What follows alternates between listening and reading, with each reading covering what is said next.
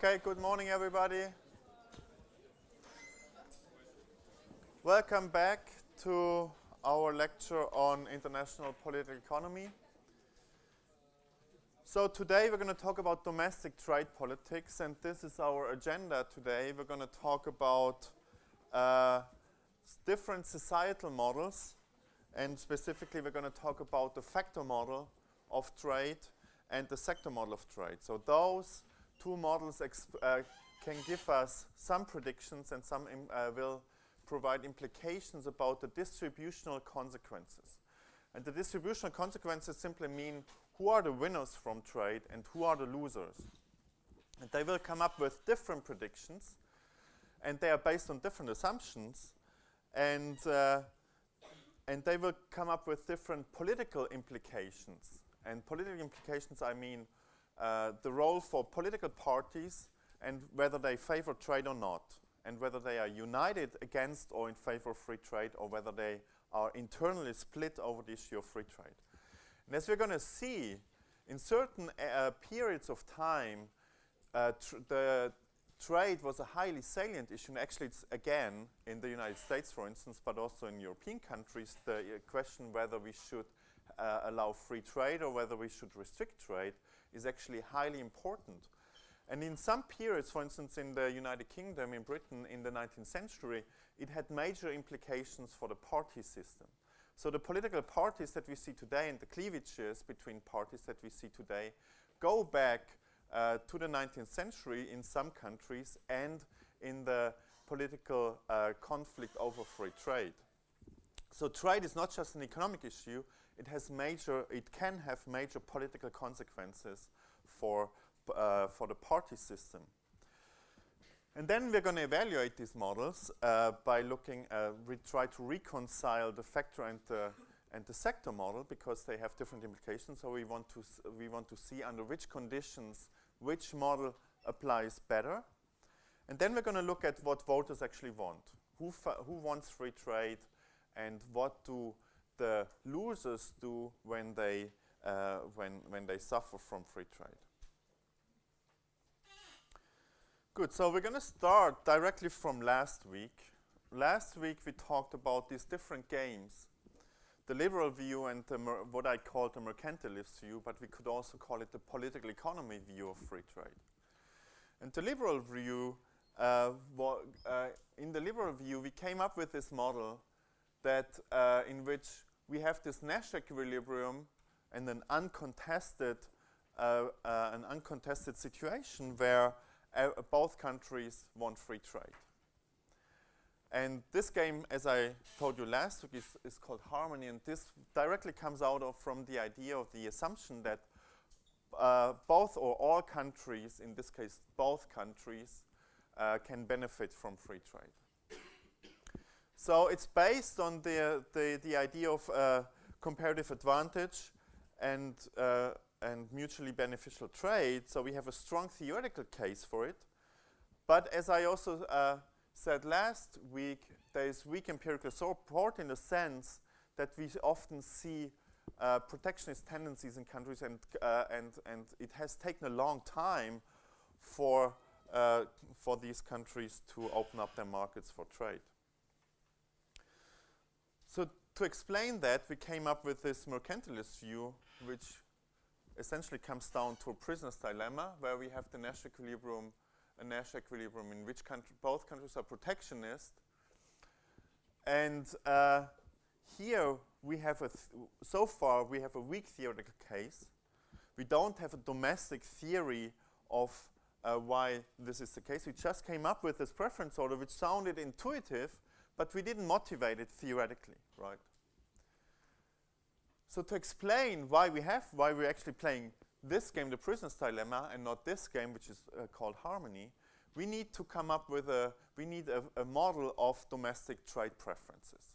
And these domestic trade preferences then feed into the policy, the ideal point of a country, the so-called, what in IR is often called the national interest, and which then leads us to this prisoner's dilemma situation.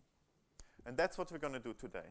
So we want to motivate the preference order that lead to this game, which we discussed last week, and we do this by relying on our analytical framework from 2 weeks ago, right? So here, this is often called the open economy politics framework. And we're going to criticize it actually at the end of this course today when we talk about the required reading for today, which is by Rowe and Toms, whether voters understand what they actually should like and what they should want in terms of free trade policy or not. But so last week we did this. We talked about the ideal point or the policy that country A wants to pursue and how it interacts with the policy that country B wants to pursue.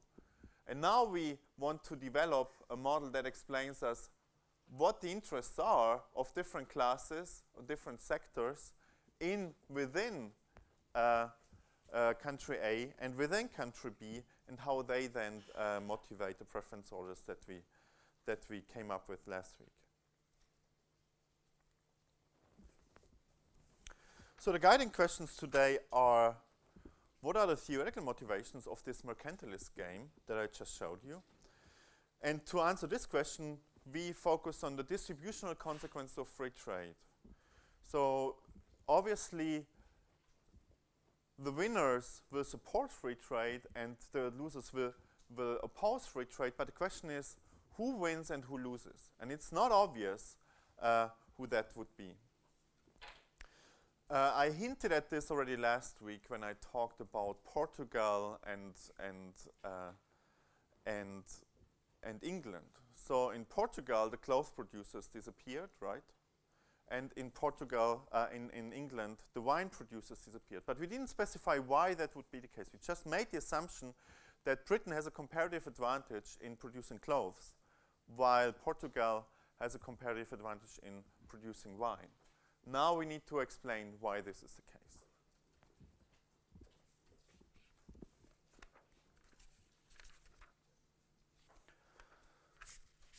So, I'm sure you have a guess, or you might even know from your previous courses who benefits and who loses. So what's your guess?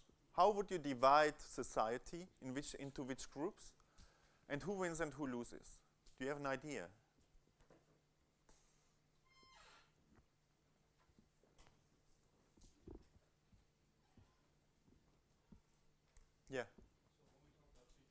Yes. So that way, if there's free trade, export industry or export-oriented industry, those people win, and competing industry loses. So we have an industry that is exporting, and we have an industry that does not export but faces competition from abroad. That's the import-competing industry. Okay, but so they win and the others lose. But why exactly are they exporting industries and why are they import-competing industries, right? So you're totally right, but we need to dig a bit deeper. We need to explain why are some industries export-oriented and why are some industries import-competing. But what you say is already interesting because you divide society into sectors. So the car industry against the chemical industry, against agriculture, but certain types of agriculture against the textiles industry. So you say there's different, we should divide society into sectors. That's implicit in what you said. So why are some export-oriented? Why are some import-competing? That's the first question. And the other one, couldn't we divide it differently as well? Are there other views in this room? Yes? There's something else in the middle that says that the factors that is abundant in a country will be in favor of free trade and will export, and the one that is minus will not. Exactly. So there's two things here. The first is that you talk about factors. So that means we don't talk about industries anymore, right? So factors are land, labor, or capital. So that means the abundant factor, and I'm going to go work through this, should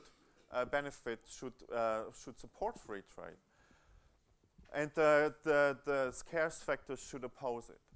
Now that means not everybody in the export-oriented industry by this argument should benefit, right? So it depends. so labor might benefit, or capital might benefit, or both, but often, or one or the other, right? So that means we would divide society into classes and not sectors anymore. And the second point that you mentioned is abundance, which gives us an indication which country will have a comparative advantage in doing what. So we're going to work through this. And we're going to work through this by using a very simple model. We have 2 countries, 2 factors, and 2 products. And we could easily extend this, including a 3rd factor, land, by adding a 3rd country and a 3rd product. But it's just getting more complicated. So the factors are labor and capital. And the important aspect here is that the t-shirt production is labor intensive, so we need a lot of labor to produce t-shirts and not much capital. And the computer industry is capital intensive, which means we need a lot of capital and not much labor to produce computers, right? And the countries differ in their endowments. So China is labor abundant and it's capital scarce, and the US is capital abundant and labor scarce. Now, of course, we already see a lot of capital in China, but it's all relative. It's a relative concept. So relative to the US, China has much more labor, and relative to the US, China has less capital. Now, so this is at a particular moment in time and across within these 2 countries. So if we add different countries, it might actually look different, right? So if we add Vietnam, compared to Vietnam, China is capital rich, right? So so we always have to see it in perspective. Who are the main countries? It also changes over time. So the United States in the 19th century, how would you classify the United States in terms of capital and labor abundance in the 19th century?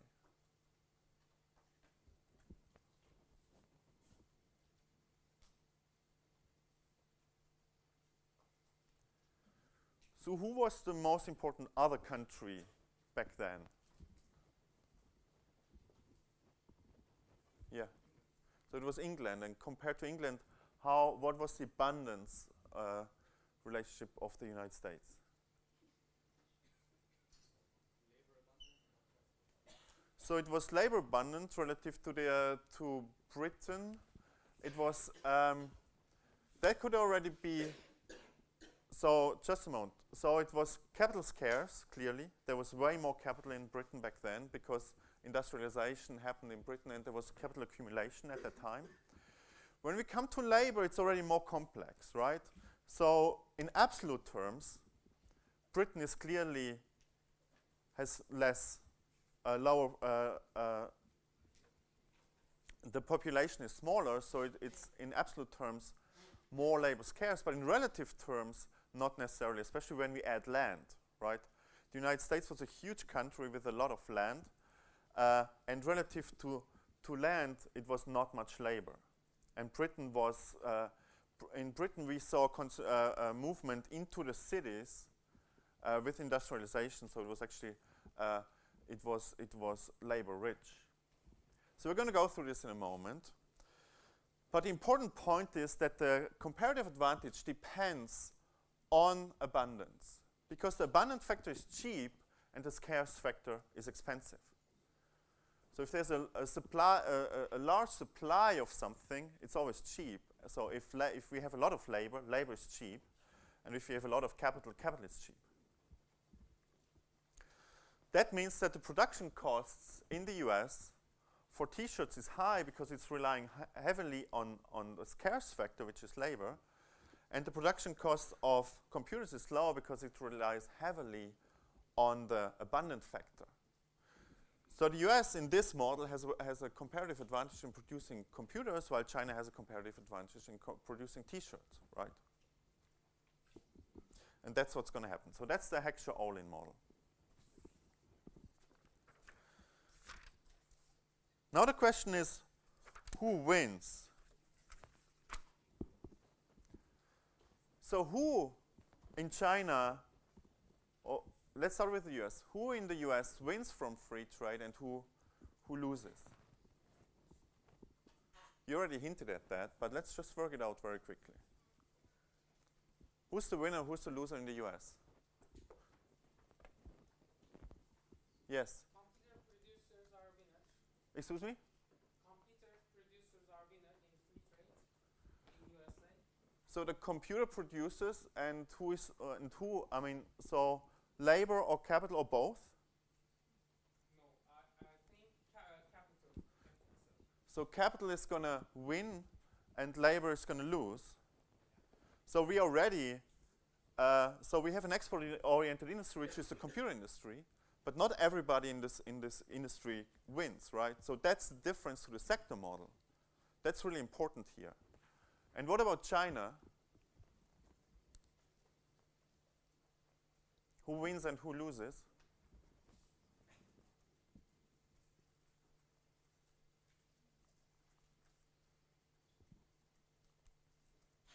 Yes? Workers win, workers lose, capital owners, no, capital owners lose, and workers win. Exactly. So the workers in China win and capital owners lose. So that's a bit counterintuitive, right? So usually when we decide society into classes, labor and capital, it's somewhat Marxist because that division is really crucial in Marxist analysis. But it's different because in a Marxist analysis, the capitalists would always want a liberal policy, which is free trade. But in this model, that's not the case. It's actually workers can win. If you live in a labor-abundant country, you, by this model, can win from free trade. And we're going to see a case where this was actually true and politically important. So let's work through this. So suppose protection goes down worldwide. We have more free trade. Then in the United States, the relative price of a T-shirt falls because the Chinese produce T-shirts more cheaply, right? So the world price for T-shirt is lower than the price for T-shirts in the United States. And the relative price of computers increases. So in the US, imports of T-shirts go up, and exports of computers also go up. So the production of T-shirts goes down and production of computers goes up. So that's easy so far, right? So now we get to the crucial part. What happens to demand and supply? So the production of T-shirts go down, so workers and capital in the T-shirt production, they just move to computer production, right? Now what's the problem here for the workers? Yeah. So the skills are not transferable. That's already one problem of the model, but for now we assume they are. So that actually gives us a reason why we actually should think in factors and not in terms of classes. But let's assume they can just move. The workers from the T-shirt industry could just move on. They get some new training and they move on and produce computers. So what's the problem for the workers?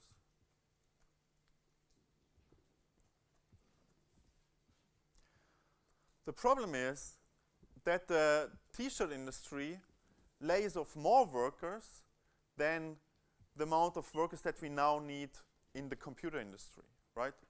So if the computer industry produces more computers, it needs less additional workers because it doesn't rely heavily on workers. It's a capital-intensive industry. So the demand for capital increases because it's a capital-intensive industry where the production increases, and the demand for labor decreases. So that leads to a shortage of capital and excess labor, which means the cost of labor, the price for labor decreases, which is the same as saying wages decrease, and the return on capital increases. Bottom line, labor is the scarce factor, they lose, their wages decrease, and capital is the abundant factor, and they win. Now it's different in China. We see the same effect just the other way around. There will be more exports of t-shirts and more imports of computers. The computer industry disappears and the textile industry expands. And so the demand for capital decreases because the labor-intensive industry expands. But the demand for labor increases because those workers who were laid off by the computer industry can now go to the textiles industry, and the t-shirt industry needs more labor, additional labor, than was laid off by the computer industry. So we have a shortage of labor, we have too much capital, so the return on capital decreases and the wages increase. Okay?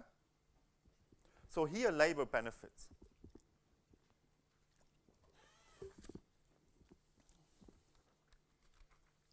So what are the political implications? As I said, the political implications are similar to those proposed by Marxists, that we have a class conflict. We have a conflict between capital, labor, and land. Now we add land. That's going to be important in a moment. But it's not the case that labor always opposes free trade. In terms of political parties, what we have a strong party cleavage across over the issue of free trade. And the parties that represent the abundant factor, they will oppose free trade, and they will be in favor of free trade, and the parties that represent the scarce factor will oppose free trade. Can you give me an example?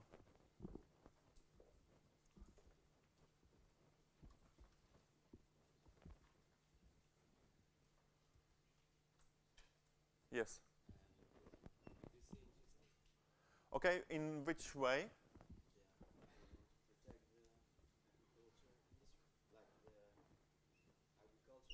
So they're closely, UDS is closely, exactly, so they're closely aligned with the agricultural sector. Land is a scarce factor, so they're not competitive, and therefore they oppose free trade, in agriculture at least. That's a very good example. So here we have one example. Do you have any? So it often applies very well to land. Any other examples? So take the US in the 19th century. The US in the 19th century was land abundant, and it was capital scarce, and it was labor scarce relative to Britain, right? So that means that labor and capital oppose free trade, and land is in favor of free trade. Back then, the popularity of the political parties and what they were standing for was very different. So think about the 19th century around the Civil War. During the Civil War period in the United States, the Democrats were really strong in the southern states, and they were absolutely pro-free trade. And the Republicans were really strong in the Northeast, in the big cities, and where the manufacturing industry was. And they were totally against free trade. So the Republicans historically opposed free trade, and the Democrats historically were in favor of free trade. And that was actually one of the cleavage, so that was the political cleavage between the North and the South, and the Democrats and the Republicans. So Lincoln was a Republican. So this is a situation that totally fits this story, that land was abundant and we had a strong party cleavage where the Democrats represented land and also wanted free trade, and the Republicans represented manufacturing and labor, and they opposed free trade. But when we think about interest groups, we have not much activity of interest groups because we have very controversial views within a sector how whether we should have free trade or not. So here's another example. And that's the example I already mentioned a few times. That's the Corn Laws in Britain. So far I only told you that the Corn Laws were imposed after the Napoleonic Wars in 1815 because trade started to increase and the landowners in Britain opposed free trade. So the landowners in Britain are the scarce factor. So they are not competitive. So that's why they oppose free trade. But then we saw the Anti-Corn Law League that was formed to repeal these corn laws. And this league was backed by the manufacturers because capital was abundant in Britain at the time. But not only that, the Anti-Corn Law League really campaigned and tried to get support from workers, simply because Britain was a labor-abundant country at the time. With industrialization, many people moved to the cities, and they would benefit from free trade. So what you see here is a campaign. This is part of the campaign of the Anti-Corn Law League. And here there's a family that's poor because bread is expensive, and here's a family that's doing well, a workers' class family, a middle class family, because bread is cheap. And this is under what they say is this is when we have free trade, they will do well, and this is when we have protectionism, they will do poorly. Here's another one. Again, the working class is used by the Anti-Corn Law League, which was a league that was dominated by capitalists, because they said if we have free trade, the working class and labor would actually benefit, because labor was the abundant factor. That was the implicit idea behind it. So we had a class conflict, and we saw that in the political structures, in the party system. So what I haven't told you so far is that the Tories, the Conservative Party, which already existed back then, was in power in 1815. And they were the ones, the Tories were the ones that passed these corn laws. And the parties who opposed it was the so-called Whig Party. So the Whig Party was the main competitor at the time for the Tories, the main competitor party. And the Radicals. So the Radicals were backed by the Manchester Liberals and the Manchester manufacturers. So what they did is they eventually united, the Whig Party united with the Radicals, and they formed the so-called Liberal Party. There was a part of the Tories, of the Conservative Party, that was also pro-free trade, and they split up in the 1850s and united with the Whig Party and the Radicals to form the Liberal Party. So this conflict over free trade in Britain had a major implication and a major effect on the British party system, which lasts until today, right? So we saw the Tories, which existed, but we saw the rise of the Liberal Party, which still plays an important role today. And then we add the Labour Party later on with a revision of the electoral laws. So the conflict of the corn laws is a classic example that fits the so-called Heckscher-Ohlin model really, really well. But as always, we have a counterexample that actually speaks in favor of a different model, where we actually saw we saw political conflicts along sector lines, and that's what we see in the Smoot-Hawley discussion in the 1930s in the United States. So I already told you how the US imposed these tariffs in 1932. And what we see here is a campaign ad by the Republican Party in the United States of the 1930s, where they are actually fairly protectionist. and they say under the Republican protective tariff, you will do great. Under the Democratic free trade policy, you will do poorly. But the truth is that the party was already split over free trade. And so was the Democratic Party. So the Democratic Party in tendency was was in favor of free trade. But within the Roosevelt administration, but also within Congress, there were many Democrats which actually opposed free trade. So what the Smoot-Hawley tariff actually emerged as a result of a conflict between industries. So in the US, you see a strong regional concentration of industry. So the car manufacturers are in Michigan, the steel industry is in Pennsylvania, and so on. What we saw back then was that those who represented competitive industries, they really voted against this tariff, and those who represented uncompetitive industries voted in favor. So we see voting along narrow industry lines, and log rolling basically means that the representatives from different areas, they trade votes. So they say, I'll vote for your tariff that helps your industry if you vote for a tariff that helps my industry. That's log rolling. So the conclusion is that we see a political struggle that's only partially partisan. It's only only partially a class conflict and a party conflict, because it's mostly lobbying by industries, right? So we see industries that that are united, workers and capital owners in these industries are united in their struggle against or in favor of free trade. So that's a very different political process than what we had before. So how do we motivate this theoretically? And that leads us to the sector model.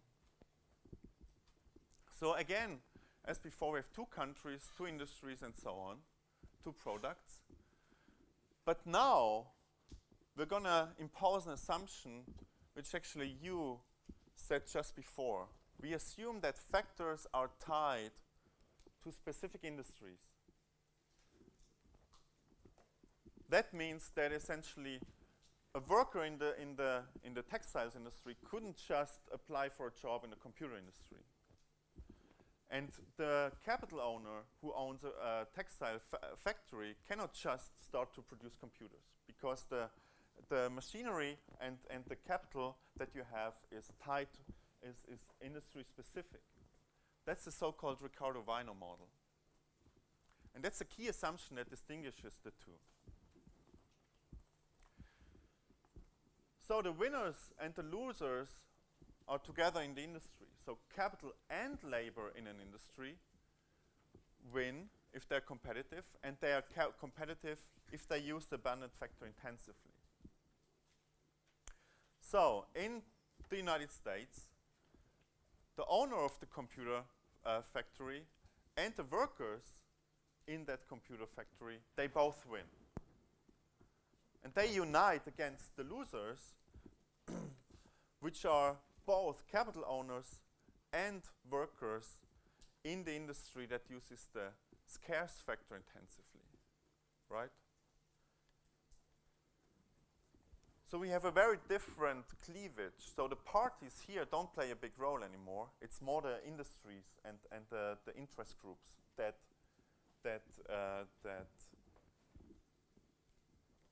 engage in political conflict.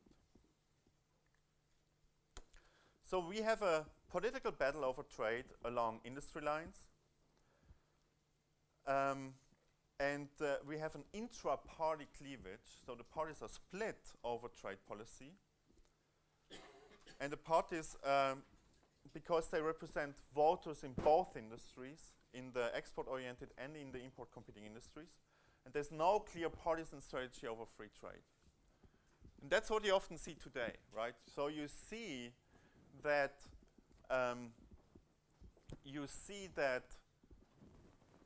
UDSC, for instance, is closely aligned to the agricultural sector, but then the other parties, they are not clearly anti or pro-free trade. In the tendency, the Liberal Party is more pro-free trade than the Socialist Party, but the Socialist Party is not fundamentally against free trade, right? Because it represents workers in the export industry as well. But on the other hand, we have strong interest groups who are highly active in this model. Good. So,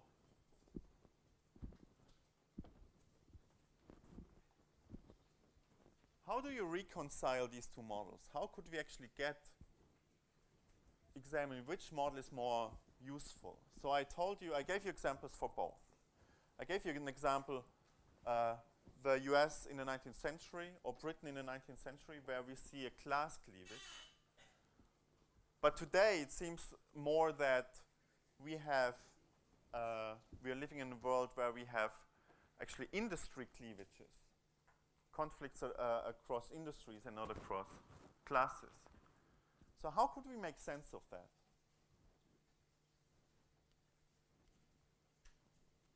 Do you have an idea? So both models seem to be useful to understand what's happening in different countries in different times. But how could we actually come up with an idea when is which model more applicable? Yes?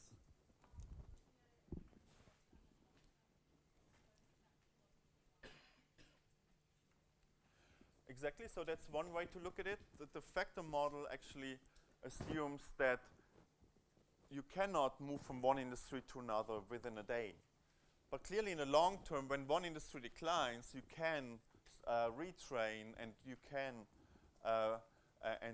apply for that new industry and learn the skills that you need in that industry. Or you can actually build a new factory with the capital that you own in a new industry. So that's, in the short term that's not possible, and in the long term that's possible. So that's one way to look at it. So in the long term we should live in a factor world, while in the short term we live in a sector world, right? Any other ideas?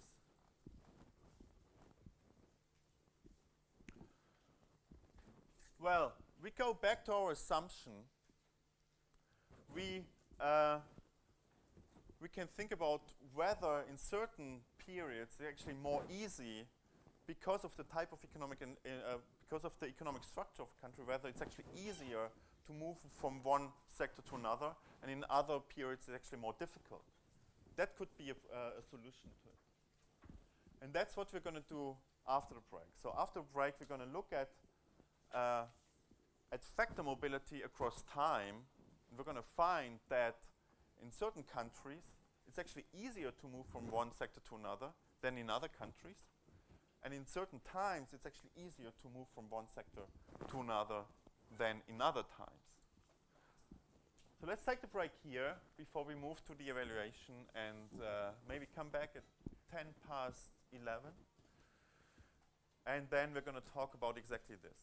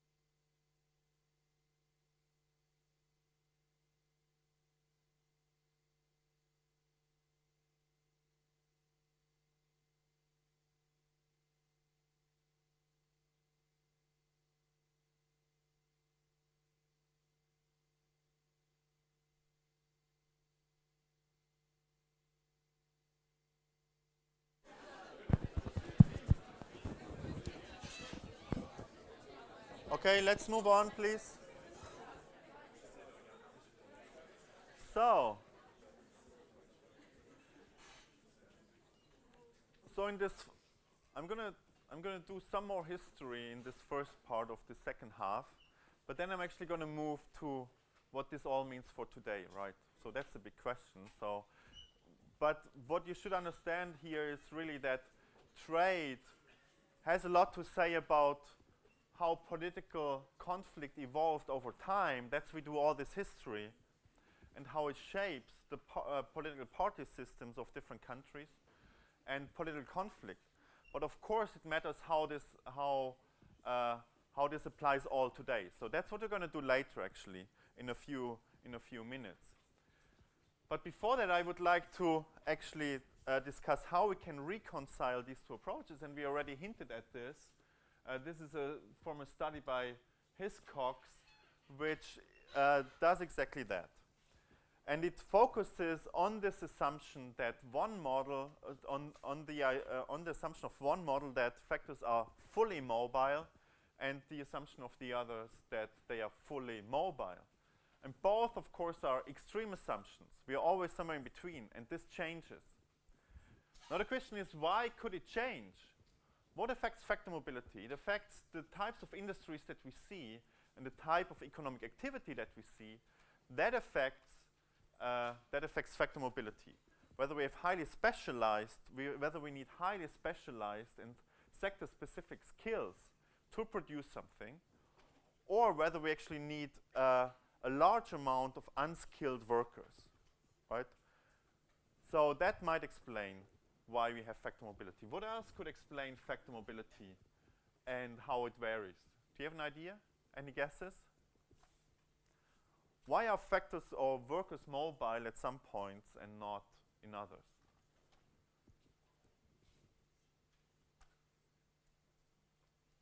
If they're very low skill, it will be easier to move to another industry that's very low skill as well. So low-skilled workers, if we need a lot of low-skilled workers, they can move from one industry more easily because, as it says, we don't need sector-specific skills, right? You just do low-skilled work wherever you work, right? So that's one thing, the skill level that we need. What else?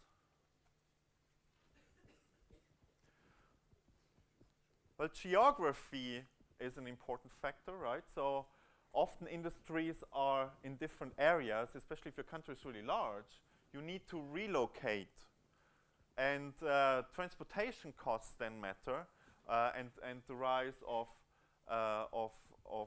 cars and buses and boats and steamboats and all these things. So that matters. So transportation. Another one is regulation.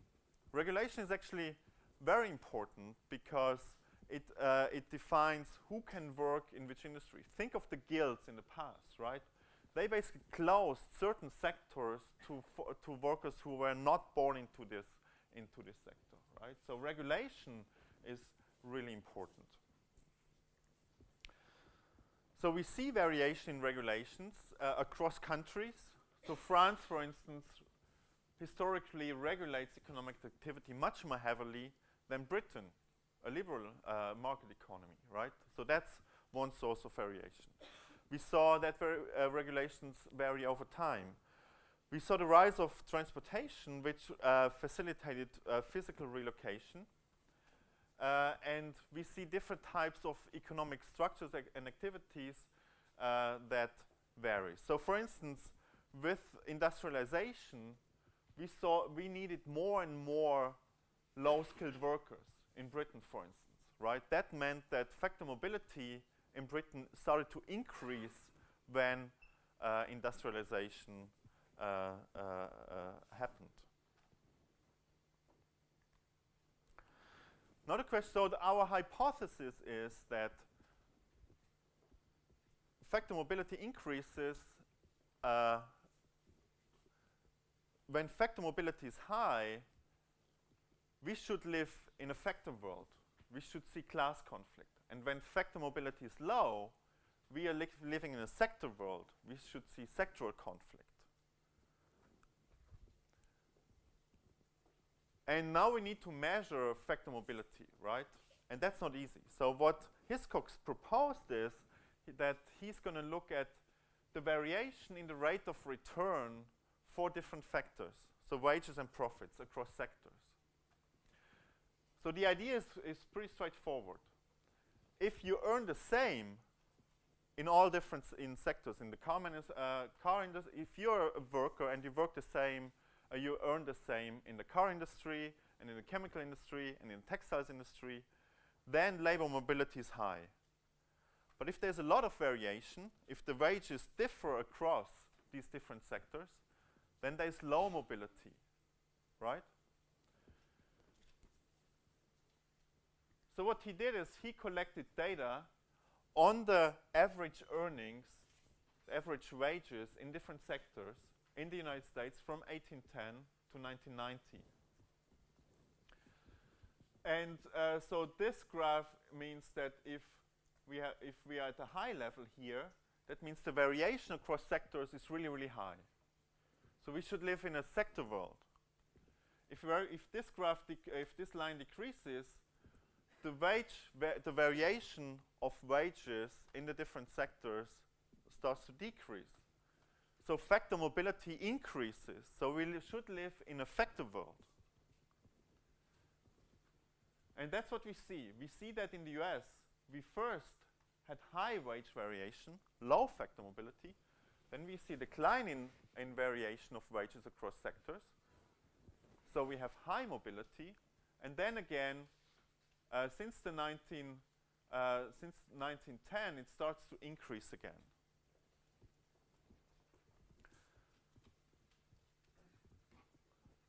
So in this period here, between 1870 and 1910, that's the period when we have the lowest variation of wages, and therefore the greatest factor mobility, and therefore this is the time when we should see class conflict. And at the two ends, at the beginning and at the very end, we should see more sector conflict. Now this matches how we think about trade, right? We think about the first response when I ask you how should we divide society. The first response was we should divide it across in sectors. Well, why was that the first response? That was the first response because today we're living in a sector world. Because factor mobility is fairly low. Because we need industry-specific skills, and therefore the variation in the wage variation across sectors is really high, right? But if I had asked you this question maybe in the United States in 1900 or in 1890, your response might have been, well, we should divide society into labor and capital owners, right? Because we were back then, people were living in a factor world. Now, if you look at France, things look a bit different. So in France, wage variation across sectors actually varies very little. There's a slight decline up to the 1930s, and then a slight increase until 1990s. But it's actually not much. So in France, we always lived more in a sector world than in a factor world. And that has a lot to do with regulations in France compared to the United States.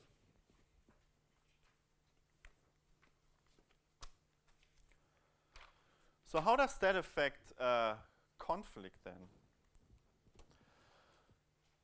So what Heckscher summarized here is, first, what are the factor endowments? Because that's the basis, right? We're still in, so we assume that the abundant factor wins and the scarce factor loses. So in this period, from 1815 to 1870, land was abundant, but both capital and labor were scarce. So they should be protectionist. On the other hand, mobility across sectors is really low. So we should see parties that are split over the issue of free trade. And if you look at the Democratic Party platform, so the first party platform by the Democrats, was formulated in 1839. So this is the period when we write in this period when factor mobility was low. And if you read that platform, you will see that they are actually not really explicit on what they should do about trade. They had no strong opinion on trade, simply because they represented industries that were in favor of free trade and those that were against free trade. But then when we move to the 1870s, so this was after the Civil War in the United States, 1870 to 1914, so capital mobility was high. That's the picture I just showed you. We saw that wage variation decreased strongly. So here we should see class coalitions, and that's exactly what we see. So the Republicans favored high tariffs and opposed free trade, while the Democrats wanted free trade. In the period of the Great Depression, we had an intermediate factor mobility. So the parties still were sticking to the old platforms, but it was actually, we saw a lot, we saw fairly large variation. And this, when they voted on the Smoot-Hawley tariff in the early 1930s, that was the lowest level of party consistent voting since 1870. So from 1870 until 1990 to the 1930s, the parties consistently voted either were united on and voted unitedly in favor or against free trade. And on the Smoot-Hawley, they were totally split up. And that's what. And then we move to the post-war period where we see low factor mobility, and again we're living in the sector world that we have today. So the historical evidence is consistent with this hypothesis that factor mobility affects class cleavages in the different over time. Okay, here's the story about France. You can look at it at home. The bottom line is that factor mobility was always low, and therefore we never saw big class cleavages over free trade in France. So now let's get a bit deeper. So now we assumed that workers wanted one or the other things, and we tested this by looking at those who represent them, which is political parties. But we could ask voters themselves, right? So that's what we're going to do now, and that's what most studies today did.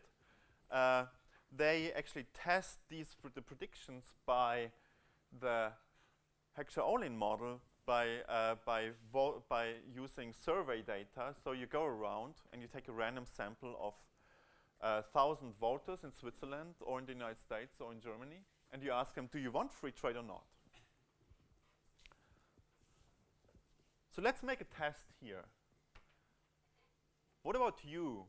Let's vote on that. Or you give me I'm going to do a survey now with you.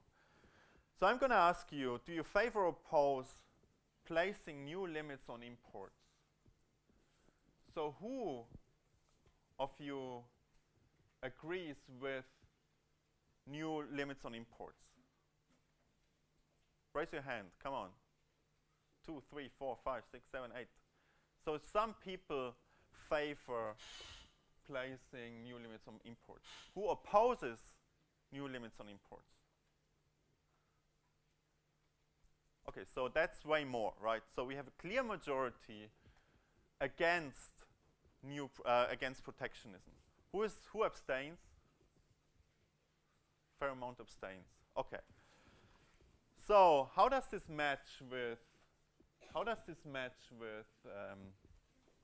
the predictions of the model?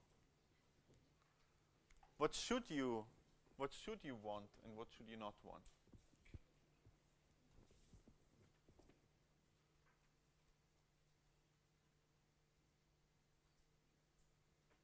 Yeah, go ahead.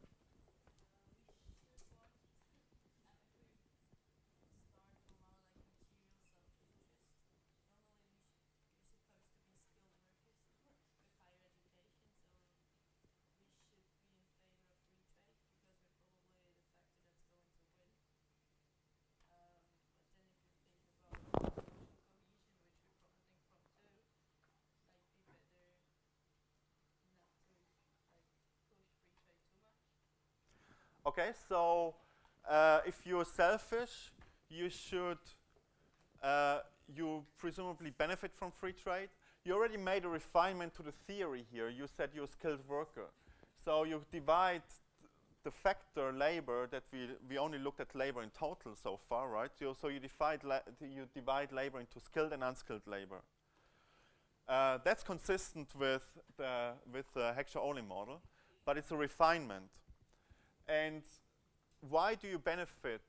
Why do you as high-skilled labor benefit from free trade?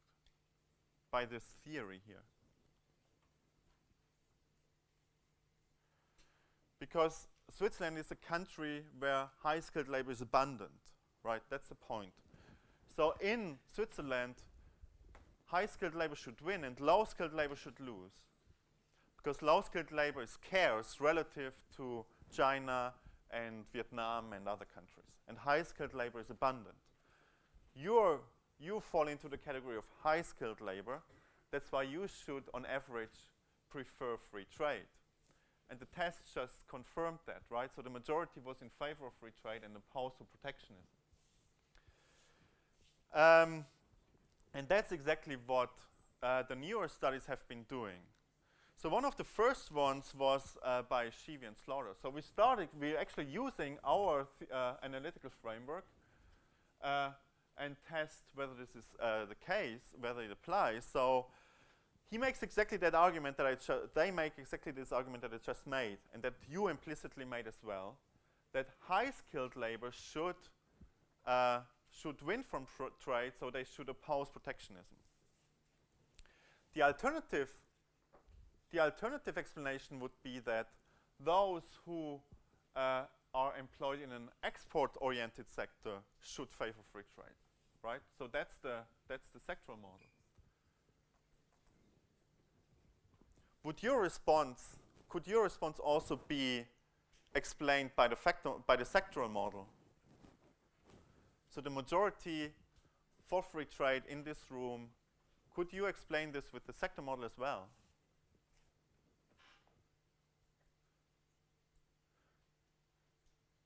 So most of you probably won't work neither in the import competing nor in the export oriented sector. You will presumably, many of you will work in the public sector, right? So that's part of the, who wants to work in the public sector? Raise your hand more. Who does not want to work in the public sector? Okay, so that's a slight majority in favor of the public sector. So the public sector is a non-tradable sector. We're going to make this distinction a bit more later. But the public sector is not affected by competition, nor are you affected by export opportunities. But now you basically voted as consumers, right? You're not affected by all this, but you get cheaper goods. So what Shivi and Slaughter did is they used survey data from the national election studies in the United States. So the national election studies is a survey where they randomly choose several thousand people and ask them a set of questions. And one question was exactly the question that I just asked you here, which is, do you favor or oppose placing new limits on imports? And they say, well, if we apply the factor model, we should see that high-skilled, we can measure skill levels by the wage level and the education level. So higher wages and more education reflects high-skilled workers. And the sectoral tariff, if we want to measure the sectoral model, we look at the tariff that is applied to the sector in which you work and the amount of exports that you see from the sector. And then they look at this, they use a regression model just like we looked at it last week and test that. So they estimate those coefficients. So what should we see? We should see for this variable wage, so it's here, wage, we should see, the question is, do you favor protectionism? That's the question. So what we should see is that if the wage is higher, or if the education level is higher, we should see less support for protectionism. So we should get a negative coefficient, right? And that's what we get. When the occupation wage increases, the support for protectionism decreases. When the education level increases, the support for protectionism decreases. That's consistent with the sector model, and it's actually consistent with your response here. Then if the sectoral tariff increases, we should see more support for protectionism. So yes, we do that. And if the export share increases, we should see less support for protectionism. Yes, we do that. There's a problem with this. And you're going to learn what this problem is in your other course in the méthode appliquée. But you have used, yeah.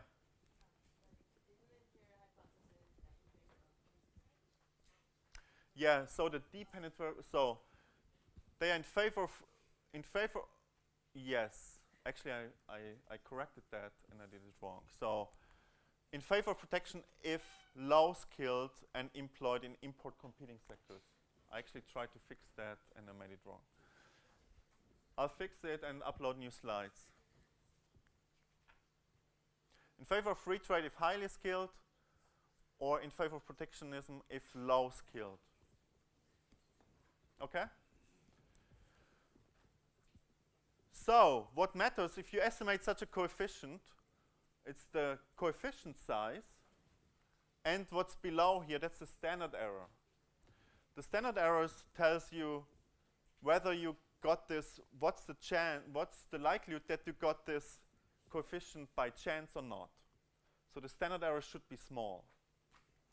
If the standard error is small, you can be confident that you didn't get this coefficient by chance.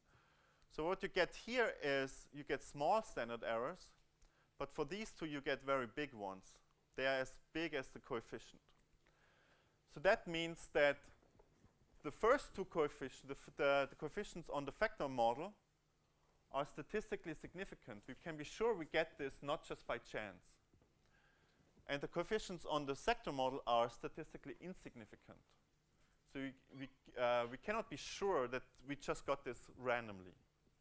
So the bottom line is that we're going to accept the factor model, but we cannot confirm the sectoral hypothesis. So when you learned that in the méthode appliquée, when you learned about how to run regressions and how to interpret them, go back to this and you will see how it works. So that was the early literature that said, well, yes, we find evidence in favor of the factor model that voters make policy choices based on their material self-interest, as our analytical framework actually assumes. Then there was a series of follow-up studies that actually found that trade preferences are driven also not just by material self-interest, but by many other factors. For instance, nationalism, culture, all kinds of other attitudes. And this led to this study by Rowe and Toms, who ask, why is that the case? Why do voters actually often oppose or favor free trade in a way that's not consistent with our models here?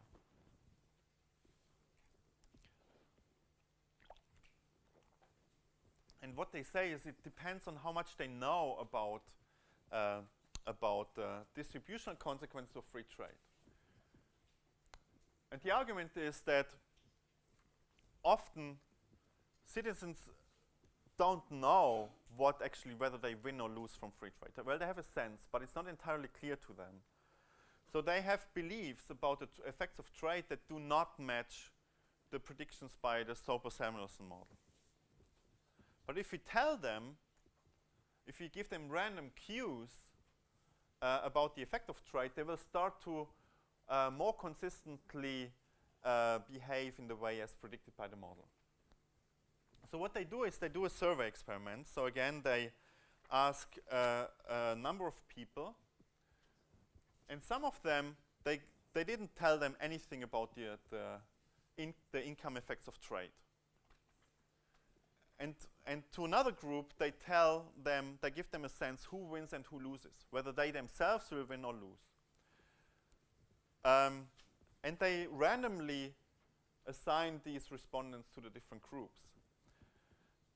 So for instance, they asked people with a college degree in the United States, so this is high-skilled workers, they asked them, do you favor limits on imports of goods that were produced by firms who use a lot of college graduates? So the question was, some people think the US government should limit imports from foreign businesses that employ high percentage of workers with college degrees. So the question is, they ask college graduates, so they basically ask, should we restrict imports from direct competitors of those firms where you work? So your competitors, basically. And they gave no cues to some, and 32% said yes, and almost 70% said no. But then, for some, they actually said something about the winners and the losers. So they said, this policy would help Americans with college degrees by protecting their jobs from foreign competition and increasing the income they earn from their jobs. So basically, they're telling them that you, college graduates, would be the winners of this policy. Then they also said, this policy would hurt Americans without college degrees by raising the prices they would have to pay for products without protecting their jobs or increasing their income. So they're also telling them something about the losers. Then, for another group, they just tell them something about the winners, and for the fourth group, they just tell them who's losing. And what we see is that when you tell college graduates that they would win from this policy, but also that there are some losers, they actually start to favor these trade restrictions that are good for them more than if you don't tell them. If you just tell them that they will win and you don't tell them that somebody will lose, this further increases, but not too much anymore. If you tell them about the losers, they don't favor, losers only, they don't favor trade restrictions that help them anymore. So this means that voters often do not understand what the economic implications of trade are, and whether they win and who will lose. And that's why they often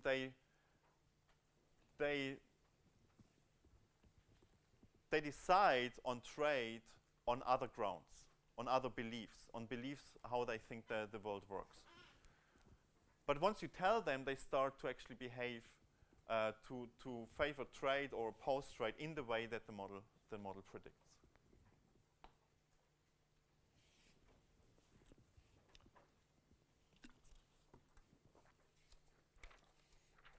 Okay, so a last study, and that's also very new, that was just published this year, is actually looking how does trade and the fact that some people win and some people lose, how does that affect election outcomes? And again, they rely on our model, our factor model, and say that high-skilled workers should win and low-skilled workers should lose. And that should affect their vote choice. So that means that if you face job insecurity because of competition from abroad, for instance, if you work in low-skilled manufacturing, so you face competition from China, and you might lose your job. If that's the case, you start to turn against the incumbent, so the politician who you voted before. So that's classic economic voting. So those who lose during the last 4 years, they will vote against the incumbent, and those who win, they will vote in favor of the policymaker who's in office. So job insecurity by our model is low in high-skilled services and high-skilled goods production, and job insecurity is high in low-skilled manufacturing. And what they do is they look at voting behavior on the county level, on the local level, in the United States from 1992 to 2012. And they look at how many low-skilled workers do we have in a county and how many high-skilled workers do we have in a county. And this is how it looks like. So this is business services employment shares. This is how many people in a county are employed in high-skilled business services. And this is how many people are employed in low-skilled manufacturing. So what we see is that the US is geographically divided. We see high-skilled workers in the big cities. So the black dots are the big cities in the northeast and on the west coast, right? And we see low-skilled manufacturing mostly in the Midwest. So and not so much on the East Coast. So we have a geographical division in economic activity and in low and high-skilled sectors. So those here, the dark dots, they lose more from trade, or job security is high, insecurity is high, while here the black dots, they win from trade, job security is low. When you examine how they vote differently for policymakers who are in office, we see that this group who are employed in low-skilled manufacturing, they systematically vote more against policymakers who are in office. So if you are a policymaker in these counties, you're not going to stay in office for long. And those are actually the swing states, right? Ohio, I think it's here. Virginia, those are the swing states. And that's where these industries with low job security are located. So they move back and forth, and they often turn against the incumbent, and that produces election outcomes. So we see that trade actually affects voting behavior, and the losers from trade, they will turn towards parties who actually offer them a platform that supposedly protects their jobs. And that's exactly, so this explains the rise of Trump, for instance, because it's very much related to the distributional effects of trade.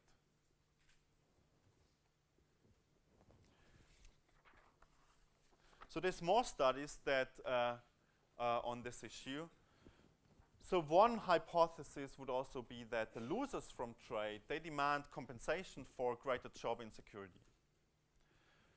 And the parties that offer that is traditionally left parties. And that's why you should see a realignment towards left parties by voters who lose from trade.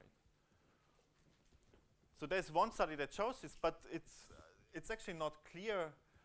This effect is actually not really strong, and simply because the left parties are not clearly against free trade. So many of the political parties that actually offer policy propositions that are in the interest of the losers of free trade are often the populist parties, right?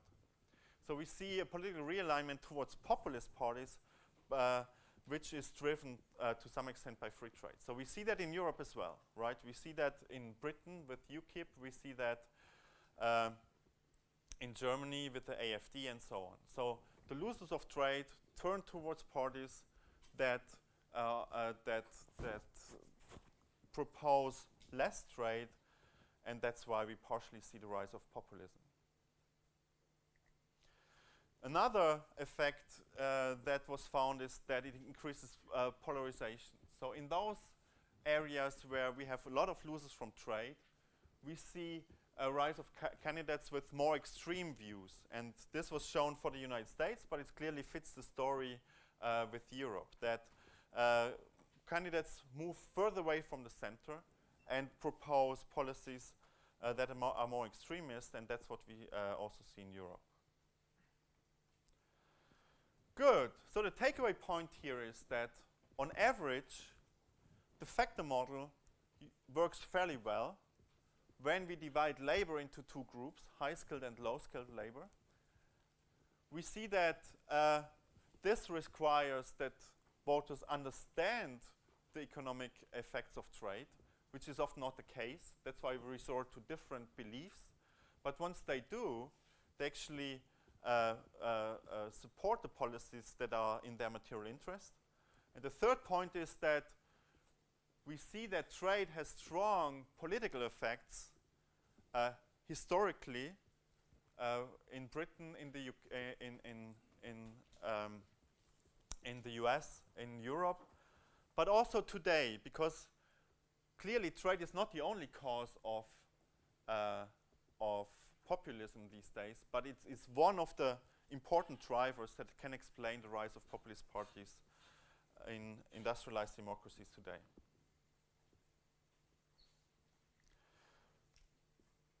So the conclusion, the first one is that countries per se are not mercantilist, but it always depends on what's the strength, the political strength of the winners and the losers. Trade has a serious effect on domestic politics, and who wins and benefits depends on factor endowment and mobility. What we have not talked about is the political institutions. Remember, when we go back to our general analytical framework, we have societal interests, they influence policy, but this effect is mediated by institutions. So there's a whole literature that looks at how democracy affects trade policy. And there's a clear tendency that democracy leads to more free trade. And partially this is because the interests of the whole society as for consumption is actually more important than specific interests of specific industries.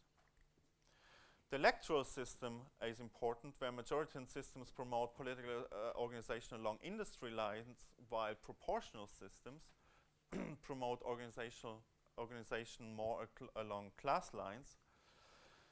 And veto players, so the amount of groups, how easily different interest groups can access the political process matters a lot.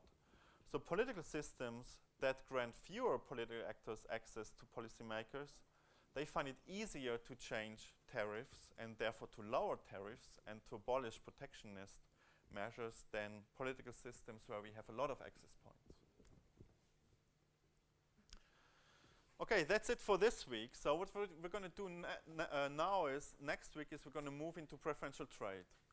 We're going to apply everything that we looked at today and last week. We're going to apply this to different forms of trade liberalization, which is not based on the multilateral trading system, but a more segregated